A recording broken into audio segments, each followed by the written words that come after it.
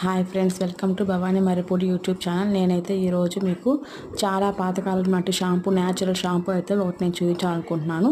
దానికి కావాల్సిన ఏంటంటే కుంగుడుకాయలు, మందార పూలు, మందారం ఆకులు, బియ్యం కడిగిన నీళ్ళు ఉంటాయి కదండి, అవైనా తీసుకోవచ్చు. లేదంటే గంజి వాటర్ అయినా సరే మనం తీసుకోవచ్చు. ఫస్ట్ మనం కుంగుడుకాయలను అయితే బాగా కొట్టి దాంట్లో ఉన్న విత్తనాలు అయితే బయటకు తీసేయాలి. అవి ఉన్నా పర్వాలేదు, కొంతమందికి అవి ఇష్టం ఉండదు కాబట్టి విత్తనాలు అనేవి తీసేసేయాలి. తీసేసి మొత్తం కూడా కుంగుడుకాయలన్నింటినీ కూడా బాగా కొట్టి పెట్టుకోవాలి. ఇందులో సీకకాయ ఉన్నా కూడా అది కూడా వేసుకోవచ్చు. మన పాతకాలం రోజుల్లో కానీ మీరు చూసినట్లయితే మీరు ఎక్కువగా షాంపూ అనేది ఎక్కడ చూసుండరు. ఓన్లీ కుంగుడుకాయలతోనే తలస్నానం చేసిన వాళ్ళే ఉంటారు. మా చిన్నప్పుడు మేము అదే చేసాము.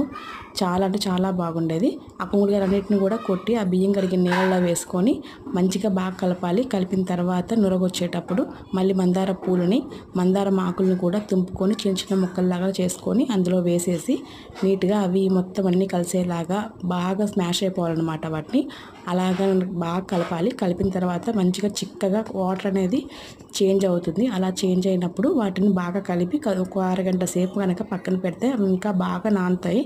ఇంకా చాలా అంటే చాలా బాగా నురుగొస్తుంది.